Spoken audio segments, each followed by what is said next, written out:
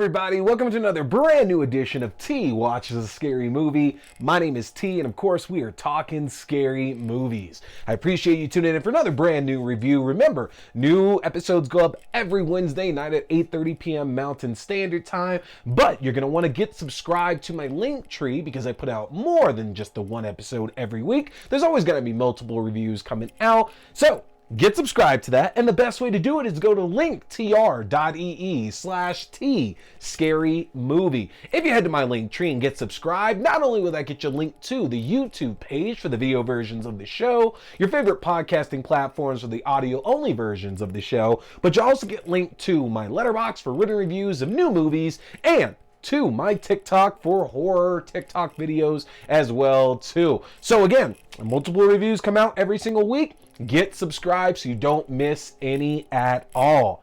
So what do I have for y'all tonight? Tonight, we are headed to Critters 2, the main course. Folks, a couple months ago, I taking a look at the first Critters film, and I said I would eventually work my way throughout the series, and I am a man of my word, so we're jumping back into it. But it's kind of fun, because not only am I doing Critters, but this month, because this is the first review of March, but this month I'm also going to jump into Puppet Master as well. We're going to start taking a look at the Omen films, and eventually I got to get started with Ghoulies as well. I know the Omen doesn't really fit into that, but I'm headed back to like these old, like bigger creature feature franchises that we had, and just having a blast kind of working through them, honestly. Because with a lot of these, I've seen one or two, but I definitely have not seen like the entire franchise. And even if I have not seen these films in forever. So it's like getting to see them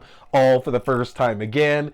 And so, yeah, we're going to start jumping into some of these. But tonight, we're talking Critters 2, the main course. So, if you recall, the first film centered around Scott Grimes' character, Brad Brown. Scott Grimes, you might know from Ted, the TV series most recently, or The Orville, or American Dad, or Oppenheimer even. Like, he's been in so much in his Hollywood career at this point now. But it focused around Brad and the rest of the Brown family and how their home, their farm, is besieged by these alien beings known as Krites, or Critters, as we can say properly here on Earth, and about how these two bounty hunters, Ugg and Lee, show up to help the Brown family destroy the Critters and save all of their lives. Now, the first film ended with Ugg and Lee presumably destroying all the Critters with the help of the Brown family and Brad's friend Charlie, but the thing is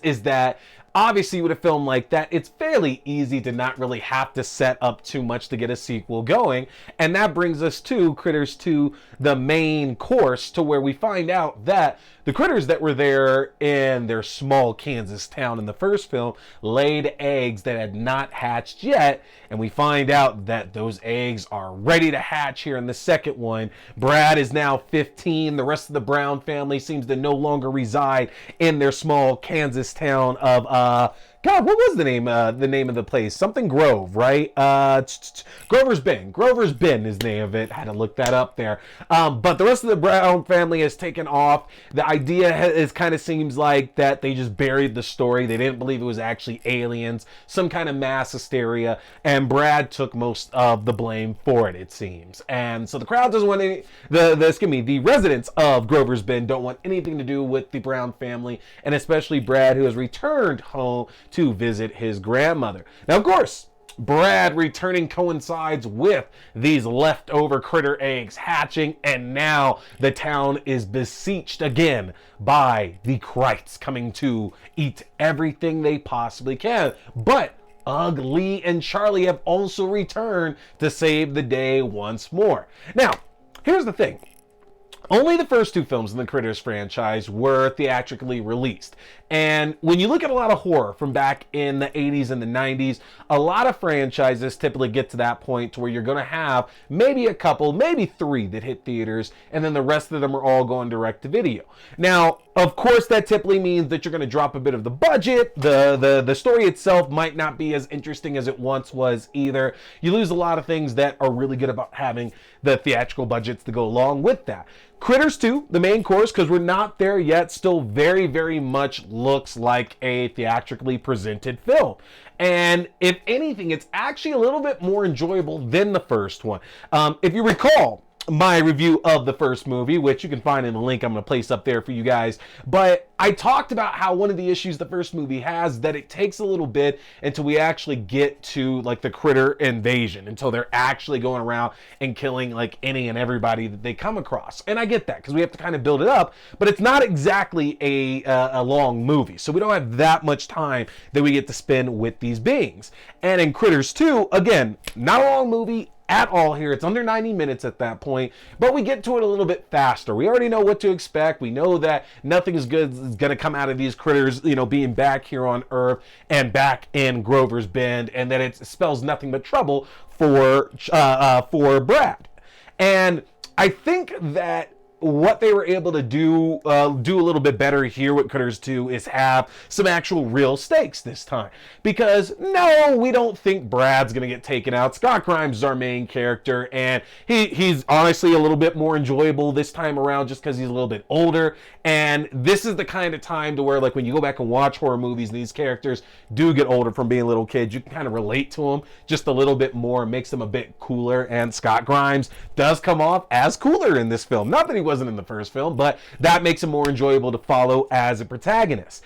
And what's kind of more interesting this time around is that in the first film, you know, Charlie, Brad's friend, wasn't really given that much to do. You know, he's the town drunk, he's the town joke, basically. Nobody takes him seriously at all. And he goes off with these bounty hunters at the end of the first film and comes back now as supposed to be a bounty hunter with them. But as we see earlier on in the movie, when they're on a different mission, you know, he's only slightly less of a buffoon or a screw up or a mess up, whatever you want to call it, than he was when he's living back on Earth. And so knowing that they have to go back to Grover's Bend to find the rest of these critters and destroy them, you know, Charlie's a bit worried because he feels he's going to get left behind, because what does he actually offer Ugg and Lee as a bounty hunter? So they actually do start adding in some good storylines for a few of the characters in this film, including especially for Ugg. Ugg is the one that looks like Tim Curry, excuse me. It looks a lot like Tim Curry, I said, who's played by Terrence Mann. He got his face off the dude who was in the music video, The Power of the Night. And he's back again. And they actually give him a really good story as well, too. So Critters 2 actually adds as much of a story as you can get for like a random late 80s monster movie. There's actually a story to it. And honestly, some of that credit has to be given to the director and writing team this time around, because this was Mick Garris's first film. That's right, that Mick Garris, who's done so much work in the world of Stephen King, including my favorite Stephen King adaptation, The Stand, came back and directed this, and he co-wrote it as well with a guy named David Twohy, who you might know from the Chronicles of Riddick franchise. This man, you know, has done quite a lot in this realm as well, too. And it's so fun and interesting because everybody comes from this horror background. And I think it's very easy to assume that so many bigger names in the horror industry always came from doing like these massive, like, big projects that are just cult classics. And Critters 2 is definitely that. But I think a lot of people would never think that we'd have two powerhouses like Mick Garris and David Twohy working on a film like it. And it's so cool to see some of their earlier work, because Critters 2 is honestly an enjoyable film. Nothing wrong with the first movie. You know what you're getting into when you watch it. Again, it's a creature feature.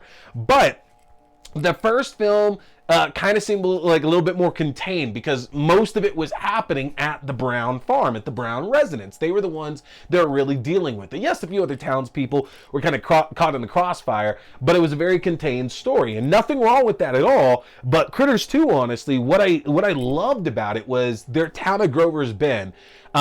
You know, whether this is a famous like set or not, like, I just love the shots they set up into it, and they made it almost like a Western almost. If you go and watch the movie, it comes off very, very Western-like, that these outlaws have to show up in town to save this community from these bad guys who are besieging them and killing everybody in town without any questions at all. It's basically a Western, and there's so many shots, the way the lighting is done, the way the town is dressed, it seems very much like a space Western, and I absolutely love it. But not only that, I love the idea of the town is finally all on board and they're fighting back against the critters as well too, because to have just Brad and a couple people against the critters again might feel a little ridiculous, because it seems like everybody should have been made aware of what happened after the first film.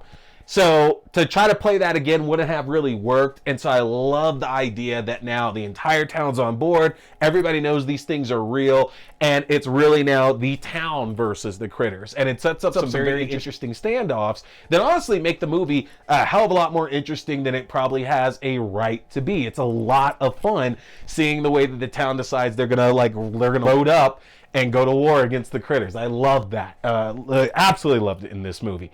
Now, the film very easily could be set up for another sequel, and we know there are more Critters films in this franchise, so it's not like it's going to end here or anything. And it doesn't seem too egregious, obviously, to get a third film. I think that without having too much knowledge of the next few movies, I think that bringing Brad back might not work out as well. Like, skip a few movies, then get Scott Grimes to come back and do like adult Brad dealing with this like 15, 20 years later after his first encounter. I don't know if that's where the story goes, but I'm hoping, because it seems like a fairly easy setup for it. And the fact that we have new storyline to approach with Ugg and Lee and Charlie as well by the time the movie is done. I think that this film took what was such a fun and small and interesting concept from the first Critters film and really ran with it and set up a lot of great storylines for where this franchise could go. It's honestly, again, so much fun. And I hate that it took me a while to come back around and start checking these movies out, because they are that interesting, y'all. And I'm going to say it, Critters 2 seems to be the diamond here. This seems to be the best one, because I do like it more than the first movie. I don't know about the other ones yet, and we will get to those over the coming months here. But if you like Critters 1 and haven't checked out the second film, you definitely got to, because the main course is certainly going to keep you full.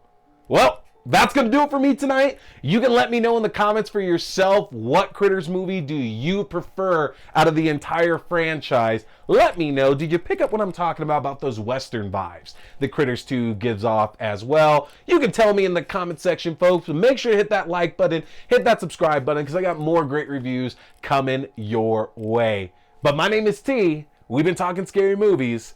Stay scared. Hey everybody, looking for a great way to stay up to date on horror news, as well as read the best of articles on anything scary out in the world right now? Then you need to head over to the Fangoria shop and get yourself a subscription. If you go to shop.fangoria.com/AXDEW, you can use my own personalized 20% discount to save 20% off on Fangoria magazine subscriptions, as well as 20% off any other items in their fantastic shop. This is a great deal. If you've ever been wanting to get yourself a subscription, now is the time to do so. Head to shop.fangoria.com/AXDEW.